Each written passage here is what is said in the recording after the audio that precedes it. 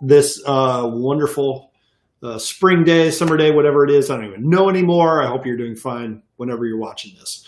Today, I got sent this email. I'm going to read this email.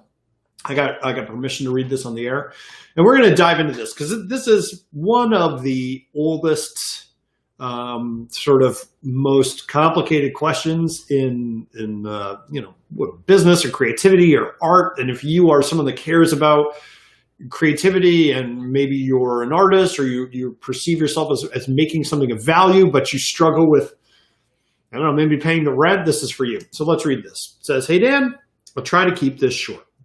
I've been working a low-level service industry and retail job for a while now, and I'm looking to figure out a more stable way to earn a living. I've mentioned that I'm a musician, a writer, and an artist. I mostly avoided looking into professionally oriented career paths because I've always prioritized the protection of my creative life. But it's gotten to the point where this approach is starting to feel unsustainable. I still want to prioritize what I consider my real work, but I've learned from experience that if I'm stressed out about money and struggling to get by, I probably won't be performing well. The reason I'm writing you is, from what I can tell, you seem to admit exactly what I'm trying to pull off. In the past, I've considered going back to school to pursue a career in advertising or marketing. And the extent to which you seem to enjoy your work, combined with the balance you seem to be able to strike between your professional and creative life, has got me thinking more seriously about this now. I was wondering if you could share a bit about how you got where you are." So let's talk about this. All right. So if you don't know me, you probably do if you're watching this, but if you don't, a lot of people know me through music. I've been in a whole bunch of bands. I've self-released a lot of recordings that, people have heard, and I'm not famous by any means, but, some people like my band. So I still pursue music. I still produce music, put out music every year, or at least I try to. Gotten to play live recently. We got to play in Europe, and we got to play on the West Coast and the East Coast and all sorts of cool stuff. So I have a really healthy creative part of my life, but the other part of my life is, I run a business. I have a full-time job in an agency that I created and that I run. I have a team of 8. It's much more successful than I would have ever considered. And I really don't work on it a whole lot. I spend a lot of my time doing stuff like this, writing, working on projects that I'm very passionate about. I'm very creative in my work. I'm not particularly stressed by money or by client stuff. So I have a really, really good balance. Now, it wasn't always that way, of course, but it is that way right now. So how is that possible? How do you get there? And what's the balance? Because if you care about your art, you care about your work, you care about the stuff that you do, I will almost guarantee, it's not 100% true, but you probably have a conflicted relationship with money and with work. Now, I want to make this clear. I don't mean with work, because people who care about art work their asses off, right? If you are working on a creative thing, you're probably passionate about it, driven by it. You could disappear into that stuff for hours. You put a lot of your life towards it. You put your blood, sweat, and tears into it. So I'm not talking about work, but I'm talking about, what capitalist work, right? I'm talking about the, work that, at a company, or maybe you've had jobs that you hated. I've had so many jobs that I've hated over the years. It's hard to keep track, right? So you probably have a conflicted relationship with money in some way. And what that leads us to is this situation where we feel like it is either or, right? It is very easy to feel like, well, I can pursue my art, which demands intense effort from me and intense focus, or I could do the professional thing, or, I could go back to school, or I could stay in school, or, I could start a business, or I could freelance, or I could do an agency, or, whatever it is, but it's like I could go that route. And it feels like there's a road and they diverge. And one way is you're making money and you got, the 2 cars in the garage, and you got the house with the white picket fence, and you're miserable. And then the other way is, you're pursuing your art and you're passionate about what you do and you're living in the moment, but you're living in a 1-bedroom, studio that's, the size of a cardboard box, and you're only eating ramen noodles and you haven't seen the sun in 4 days or whatever, right? And that's kind of, I'm being facetious, but it's kind of the case, right? If you're watching this, that might be the case with you. So how do I think about this? Well, this idea, right, that You got to choose. This is a largely modern idea that comes specifically out of a certain kind of economy, right? It's this industrialized kind of white collar economy that like was the economy of America through the 50s and the 60s and the 70s. This idea that, you become a company man or woman and you go to college for 4 years, you get the degree, and then you go to the thing and you work the 9 to 5. This is the economy that produced this dichotomy, isn't it? Oh, you like that? Economy produces the dichotomy between people that work for a living and the artists. And this is why people were always like, we don't want the singer to come to dinner because they're kind of like actors were kind of considered prostitutes and like all this stuff, right? It was this kind of like bohemian thing that was contrasted with the kind of like professional uptight mainstream. And the professional uptight mainstream are the people that made the money, and the bohemian Jack Kerouac people who like sat in cafes and just did poetry all the time. They're just kind of bumming cigarettes on their long road across America. This is the divide. This is a cultural image we have, right? We're socialized to this cultural image of where art fits. But that's not the world we live in anymore for a variety of reasons, right? For one, society values art very differently now.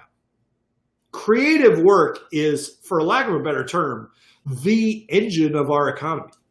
I mean, when you include services, which are a kind of creative work that you do for other people, right, which has a long, long history in the arts, had a patron and, all this stuff. I mean, it's a huge part of our economy today. So it's not true that people think of artists as weird bohemians that don't produce value. That certainly isn't a thing anymore. And then the other flip side of that is that who's working 9 to 5 at one company for their whole life? Nobody. Nobody's doing that anymore. With the birth of the internet and the birth of communication tools, I mean, literally anybody can start a business tomorrow for nothing or for very little. I mean, it's never been easier. And yes, it's a privilege to be able to say that and to have internet access and computer and all that. I totally agree. But given that you can get access to those tools, and in fact, you can actually get access to those tools in the library. I mean, you literally could go and teach yourself to code in the library for free right now. So while yes, access to those tools differs, for most people watching this, I feel safe to say that you can get easier access to the tools you need to start a business today than you could have 20 years ago. Okay? I'm not saying it's easy. I'm just saying you can do it. So the thing I'm trying to get at is that this trade-off you think you need to make between pursuing art and pursuing a professional life, that trade-off is no longer required. It is not necessary. You can do both. I'm not saying you should do both. I'm just saying there is a third option. For me, I pursued the third option. Why was that? Well, for one, I realized that the life of the full-time musician, which is what I was doing, right, wasn't really what I wanted to do. I don't like staying up late. I don't like drinking. I don't like being sweaty. All these things. I don't like smelling. I didn't like being in the van. I mean, I love the travel. I love the camaraderie. I love the creativity. I love the moment of performing. But everything else kind of sucked, right? And so I didn't want to do that all the time. I wanted to take what I wanted from that, which was the act of creation, the act of sharing, the act of expression. And on the flip side, I realized that I didn't actually I thought I hated working and I hated jobs and I hated the companies that I worked at. But the more I thought about it, the more I realized that for me, that really wasn't the case. What I hated was those people's companies and the jobs that I had to do in those people's companies. But I didn't hate work. I could work my ass off, provided I care. Right? So for me, I was like, I don't want to do one or the other. What I want to do is I want to get the best of both worlds. I want to have the life of a creative person, but I also want to go out to brunch every now and then. Right? Literally, I remember I had a book where I was writing down my goals, and one of the goals I found was I just want to be able to go out to eat at a normal, not even a fancy restaurant, a normal restaurant, whenever I want. I don't have to make $1 million bajillion dollars. And this is the other thing that people, I think, kind of fall into. You think you need to start a big company or you need to be working all the time. If you really boil down how much money you need to really do the things that matter, maybe it's make music, and then, you need to pay for food, and you need to have some basic clothing, you need to have an okay place to live. How much is that? It's probably not actually that much, depending on where you live, right? So it's far more possible than people think it is to balance these things. Here's how I think about it. And this is how I've thought about this for a long time. And only recently have I been putting in these terms, but this is a really valuable mental model. I try to think of myself as the landed gentry, right? Of like a nobleman or a noblewoman. Now, like, and I always preface this by saying, imagine you can do this in a country with no exploitation of anybody. Okay, so yes, the historical image is it's a little weird because obviously the landed gentry and the noble people, the reason they're so rich is because, you know, they're standing on top of a whole bunch of other people. But let's just put that to the side and let's think about what these people's lives were actually like. A lot of the people that have written the great works of Western philosophy and culture and yada yada, why do they write? Well, they had a ton of free time. Well, why did they have a ton of free time? They didn't work for a living. Why didn't they work for a living? They had a bunch of money. Right? The rich people largely have written the sort of academic books of our history. Right? It's a relatively modern thing that there's like a job that you got paid for, and that most people can do this. Right? Before it was like, yeah, paper was expensive. You had to kind of be rich even to just know how to write and have paper. Right? And I'm like, that's kind of what I want. I don't want to worry about money. I want to be able to work on what I care about. I want to be able to dictate what I do in my time. So what do you need in order to make that happen? There are really three things. And these are the three things that I think are so critically important. If you treat these as like three separate projects, you can get very far very quickly. The first is freedom of time. This is the goal, freedom of time. Time freedom is the ultimate freedom. And by that, all I mean is you decide what you spend your time on. Now, you can get this in a variety of ways. You can have absolute time freedom by doing what the Buddha did and, you know, renouncing physical objects and just, you know, begging every day. You can absolutely do this as a monk or as an ascetic person or as a bohemian, right? You can get total time freedom at any time. This is important for you to realize that this is available to you pretty much any time. Now, that said, that lifestyle isn't super appealing to me. I don't want to live on, you know, a single grain of rice every day. So in order for me to get time freedom, I need freedom of income, which means I need a stream of income. I need something that makes money. Now, for me, the easiest way to do that was a service, but it could be a product. It could be a PDF. It could be a course. It could be, you know, you giving lessons to somebody.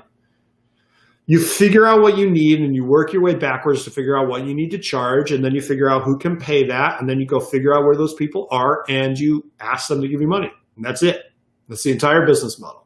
I mean, we can get into the nitty gritty.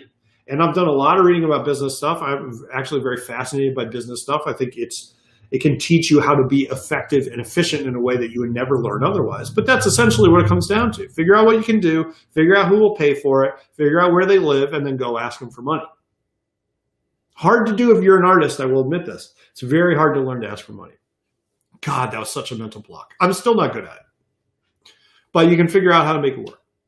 Once you have time freedom and then you have income freedom, then you worry about anti-fragility, which for me is the ability to withstand disruption. And I think all of us, you know, especially artistic people or whatever, we fall into this trap of thinking that the good times are going to be good forever. We're going to be creative forever. If you're young, and I think the person that wrote me this email is pretty young, you forget that sooner or later you're not going to be able to poop whenever you want, right? Sooner or later your back's going to hurt. Sooner or later you're going to have a health scare. Sooner or later someone you know is going to die. Someone you know is going to experience medical bankruptcy. I mean, how do I know this? I'm not predicting the future. I just look at the statistics. So not only if we want to have a lifetime of creativity and produce literally our best work, we need freedom of time and we need freedom of income in order to get freedom of time. But in order to enjoy either of those, we need to have a lifestyle that is anti-fragile. Now, here's the thing. Really, really rich people who live really, really lavish lives are extremely fragile. You do not have to look far back in our history to find people who had millions and millions and millions of dollars and are completely broke. because they didn't know how to spend it, or they got trapped into this kind of lifestyle that they couldn't support. They just didn't think about fragility. So those three things, do I have freedom of time? Do I have freedom of income? And do I have freedom from disruption or anti-fragility?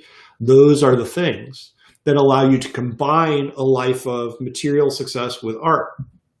And like, look, for me, all material success means is my kids are safe and happy, we have enough to eat, and I have time to work on what I care about. That's all I care about. That's what I've optimized my entire life for. So it's a big question. It's a big question, a lot to get into. But that is the model. How do I get freedom of time? How do I get freedom of income? And how do I become anti-fragile? I mean, we can talk about this more as we go out through the week. Let me know in the comments if you have a question about either of these. But if you just think about each of those as kind of a different question, you can figure out how you're going to attack it. And just remember, you need way less money than you think you do. And you do not have to make the trade-off.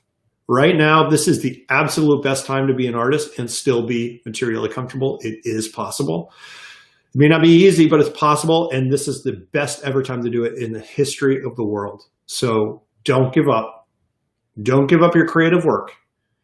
And don't settle for anything less than what your potential is. And I know you can do it. All right.